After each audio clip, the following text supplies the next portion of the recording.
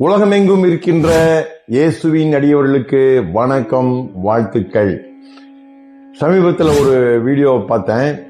ஒரு திரைப்படம்னு போட்டிருக்கிறாங்க.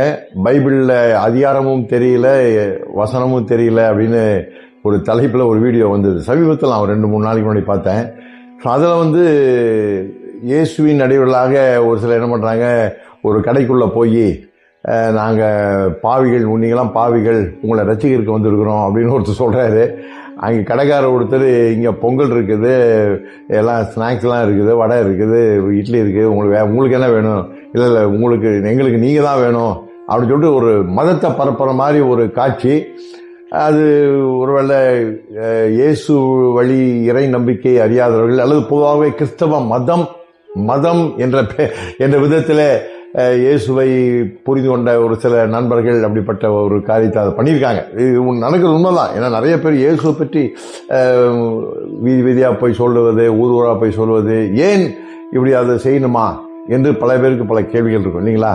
ஸோ அதை குறித்து ஒரு சில காரியங்களை இந்த பதிவில் நான் சொல்ல விரும்புகிறேன். அதாவது அது முக்கியமாக பைபிளினுடைய அடிப்படையில் நாம் அதை பார்க்கலாம். சரி, உட்கார்ந்து பேசுவோம், உண்மைகளை பேசுவோம், வாங்க நிகழ்ச்சிக்கு போகலாம். பைபிள் எப்படி இயேசு கிறிஸ்து மதத்தை உருவாக்க வரவில்லை, இயேசு ஒரு மதத்தை சார்ந்தவரும் இல்லை, இயேசுவுக்கு மதமே இல்லை என்று நான் சொன்னேன் இல்லைங்களா? ஆமா, அது உண்மை. ஆகவே கடவுளுக்கு தேவை அனைத்து உலக மக்கள் அனைவருக்குமே மகிழ்ச்சி வேண்டும், பாவத்திலிருந்து அவர்கள் விடுபட வேண்டும், இறைவனுடைய அந்த தூய்மை, அந்த அன்பு, அந்த ஒரு மேன்மையான ஒரு வாழ்க்கை, இணக்கமான வாழ்க்கை, ஒரு ஒருங்கிணைந்த வாழ்க்கை உலகத்திலே காணப்பட வேண்டும். சரிங்களா? இந்த ஏற்றத்தாழ்வுகள், ஒருத்தர் விரோதிக்கிறது, பகை, இதெல்லாம் மாற்றப்பட்டு அந்த இறைவனுடைய முழு அந்த விருப்பமாகிய மனுக்குலத்தினுடைய ஒரு மகிழ்ச்சியான ஒரு வாழ்க்கை உருவாக வேண்டும். இதுதான் இயேசுவினுடைய நோக்கமாகவும் இருக்கிறது. சரிங்களா? அதே போலதான் அந்த இயேசுவை பற்றி சொல்லக்கூடிய அந்த பைபிளை பார்த்தீங்கன்னாலும் அது ஏதோ ஒரு குறிப்பிட்ட மதத்துக்குரியதல்ல, அது ஒரு குறிப்பிட்ட மக்களுக்கு உரியதும் அல்ல, மொழிக்குரியதும் அல்ல. சரிங்களா? அது ஒருவேளை அது எழுதினவங்க இதை உணர்ந்திருப்பாங்கன்னு நம்ம சொல்ல முடியாது. அது நீங்க தெரிஞ்சுக்கணும். அது எழுதினவர்கள், அது பைபிள் எப்படி தோன்றியது, எப்படி அதை எழுதியவர்களா எப்படி எழுதினான்றது பின்னாடி ஒரு பதிவு நான் உங்களுக்கு சொல்றேன். இப்போ நான் சொல்ல விரும்புவது என்னவென்றால், இயேசு வழி இறை நம்பிக்கைக்கு ஒரு முக்கியமான ஆதாரமாக இருக்கின்ற இந்த பைபிள், அதனுடைய தகவல்கள்லாம் பார்த்தீங்கன்னாவே உலகம் முழுவதற்குமான செய்திகள் அதில் இருக்கும். சரிங்களா? முதலாவது பார்த்தீங்கன்னாவே அது முதல் 11 அதிகாரங்களிலே கடவுள் எப்படி இந்த உலகத்தை படைத்தார். சரிங்களா? மிக நேர்த்தியாக நன்மை இல்லைங்களா, மகிழ்ச்சி. முதலாவது படைக்கப்பட்ட அந்த தம்பதிகள் சந்தோஷமா இருந்தார்கள், இறைவனோடு இணைந்து வாழ்ந்தார்கள். சரிங்களா? ஒரு சொர்க்கம் என்று நம்ம ஊர்ல சொல்லுவாங்களே, சொர்க்கம், மோட்சம், அப்படிப்பட்ட ஒரு வாழ்க்கையை தான் கடவுள் உருவாக்கினார் இல்லைங்களா? கடவுள் மனிதன் படிக்கும் பொழுது இப்படிப்பட்ட கஷ்டத்திலையும் பிரச்சனைகளையும் பாவத்திலையும் கேடுபாடுகளிலும் இல்ல அப்படி படைக்கலைங்க. அவரு மிக மிக நேர்த்தியான ஒரு வாழ்க்கையில மனிதனை உருவாக்கினார். அது ஒரு தோட்டம் என்று சொல்லப்படுகிறது. பைபிளை படிக்கிற ஏதேன் தோட்டம் அப்படின்னு ஒரு பேர் அது வருங்க. ஆகவே மகிழ்ச்சியோடு வாழ்ந்தார்கள். ஆனால் அவர் என்றைக்கு கடவுளை நம்பாமல், சரிங்களா, அந்த பிசாசு இல்ல சாத்தான், கடவுளுக்கு எதிரியாக இருந்த ஒரு சக்தி, அவன் கடவுளுடைய அந்த செயலை, படைப்பை சிதைக்க வேண்டும் என்பதற்காக அந்த முழு காரியத்தையும் கெடுத்து போடுகிறார். மனிதனுக்கு இருந்த உரிமையை மனிதர்கள் தவறாக பயன்படுத்தினார்கள். கடவுள் மனிதனை படைத்த பொழுது அவளை தேர்ந்தெடுக்கக்கூடிய ஒரு உரிமையை கொடுத்திருந்தார். சரிங்களா? உங்களுடைய உரிமை, இட் இஸ் யுவர் ரைட்.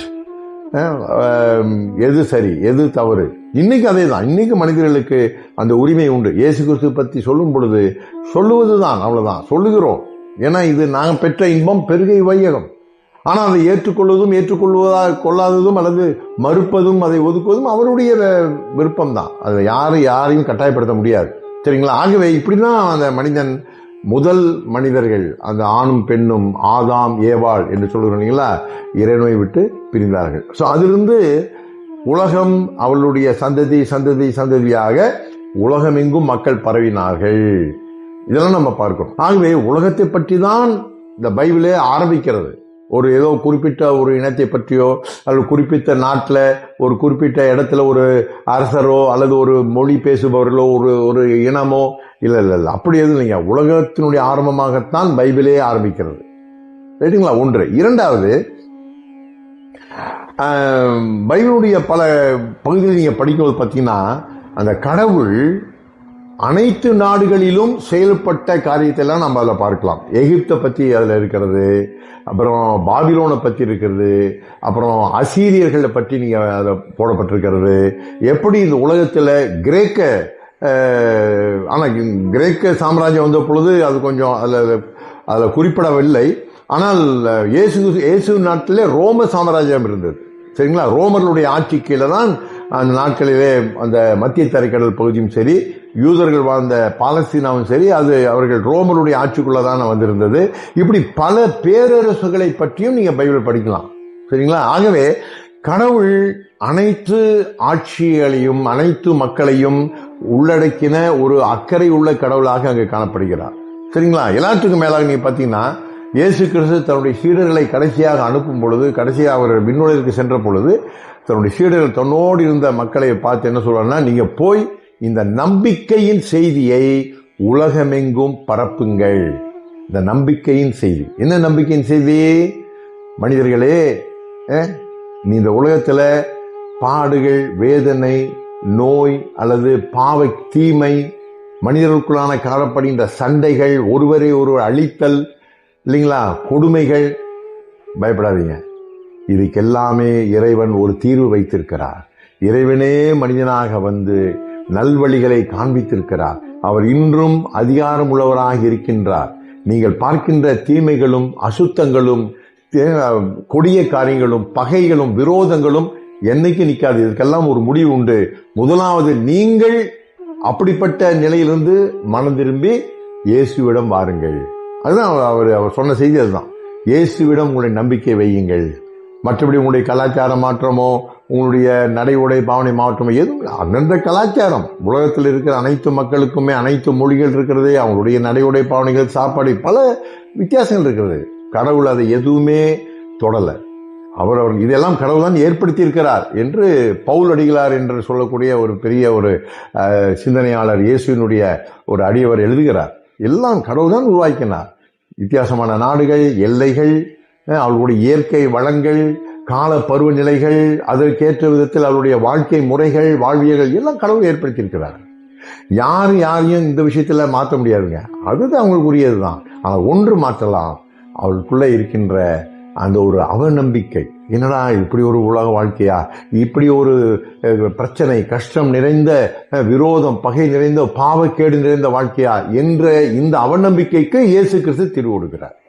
இதைத்தான் அவர் சொன்னார், போய் மக்களுக்கு சொல்லுங்கள், அறிவியுங்கள். ஆகவே உலகம் முழுவதற்குமான ஒரு அக்கறை உள்ள ஒரு கடவுள், அப்படிப்பட்ட உலக மக்கள் அனைவரையும் அன்பு காட்டுகின்ற, அனைவரும் தன்னை தெரிந்து கொள்ள வேண்டும் என்று போய் அறிவியுங்கள் என்று சொன்ன ஒரு கடவுளை பற்றி தான் பைபிள் சொல்லுகிறது. அதனால நான் சொல்லுவேன், பைபிள் கிறிஸ்தவருடைய புனித புக்கெல்லாம் நான் சொல்ல முடியாது, அப்படி சொல்ல முடியாதுங்க. அப்படி அதை வச்சு நீங்கள் லிமிட் பண்ணிட்டு இதுதாங்க அப்படி தயவுசெய்து அப்படி யோசிக்காதீங்க. இது உலக மக்கள் அனைவருக்கும் உரித்தான, உலக மக்களுக்கும் ஒரு கடவுள் இருக்கான்னு சொல்லி நீங்கள் நம்புவீர்கள் என்றால், அந்த உலக மக்கள் அனைவருக்குமான அந்த கடவுளுடைய பல உண்மைகள் பைபிளில் இருக்கின்றன. வாழ்க வளமுடன், வளர்க இறையர்களுடன். வணக்கம்.